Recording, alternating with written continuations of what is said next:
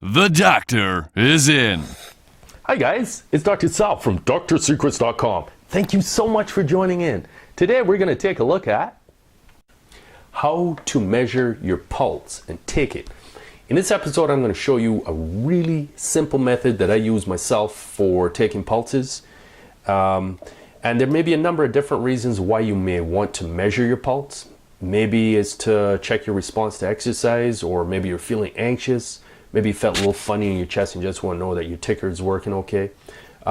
Whatever your reason, I'm not going to fault you for it. I'm just going to assume you want to check it and show you how I do it. Now, before we go on, I just want to show you that taking the pulse is nothing new. It's something that's been going around for centuries, if not millennia. If you look at this cartoon here, this is probably sometime back in, I guess, the industrial age or so. This is another one here, separated across continents, across in Japan, before there was even color photography available. And in both cases, you'll notice that the physician, even though they're wearing completely different garb or clothes, even from today's doctors, you would see that they're employing the same technique. They're both holding the patient's wrists and feeling at the radial pulse. Here's another one. This one here, whoops.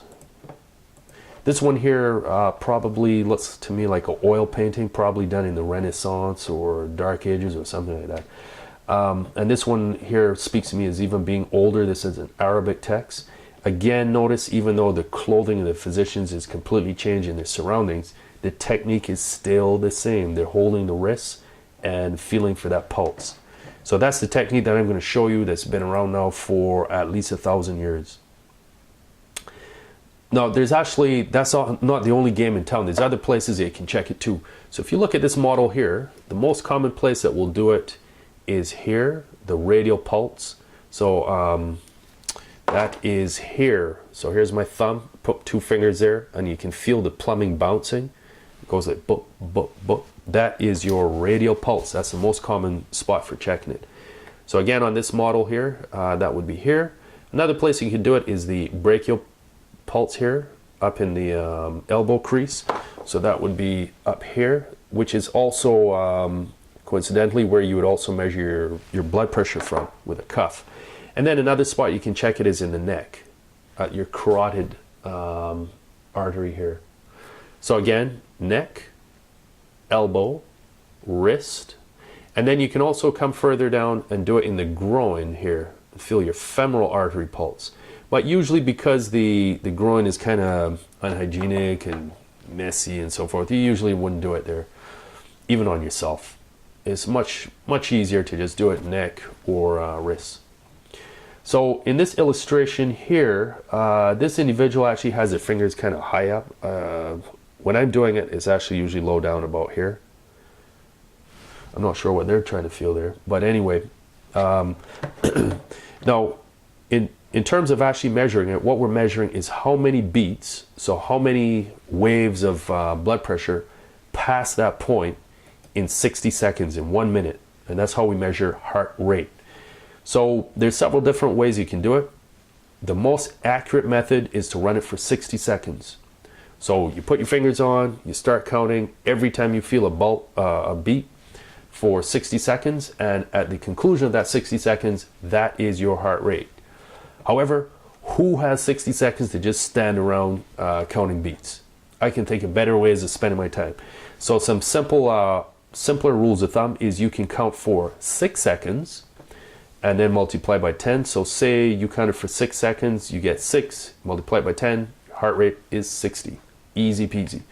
Another way you could do it, which is possibly slightly more accurate, would be to count for 10 seconds and then multiply by 6. Now, another thing, there's actually 2 things that we're looking at when we're checking your pulse through these methods. One is we're looking for the rate, which is just the quantitative number of how many beats are passing in a minute. The other thing you're looking for is qualitative, which is how good is the quality of the beat. Is it does it have a nice big amplitude, or is the amplitude too large, or does it feel too thready? And in addition to that, you're also looking to see if it feels regular, is it metronomic? Does it go bup, bup, bup, bup, or is it skipping all over the place like bup, bup, bup, bup, bup, bup, bup, bup, bup? In cases where there's an arrhythmia, which means that it's not beating metronomically right on time, that would be a case where I would actually employ the 60-second counting rule, just because it's a lot more accurate.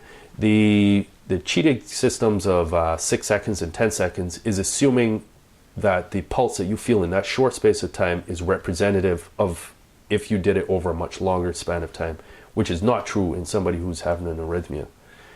Now, the next thing most people wonder is what is a normal rate? And there's a trick to that. The resting rate should be between 60 and 100. Obviously, if a terrorist just walked in your office, or you just finished running for your life, or doing some gnarly stunts on a skateboard, it is not going to be as low as when you rested. So if you got 140 or 150, I couldn't fault you for that in those situations. But rested, which is just like me relaxing here talking to you, I'm expecting my rate should be between 60 and 100. If you wake up in the morning and your heart rate is 180, you better quit your day job and go and seek some help. If you just finished drinking a bunch of caffeine, again, that will also escalate your pulse rate. So for whatever your reason for taking your pulse, that is how you do it in a nutshell. Thank you for watching, and I hope to see you on another video. Don't forget to subscribe so I can keep you in the loop when I upload new stuff. Thanks again. Thanks for watching. Get notified of new videos. Subscribe now.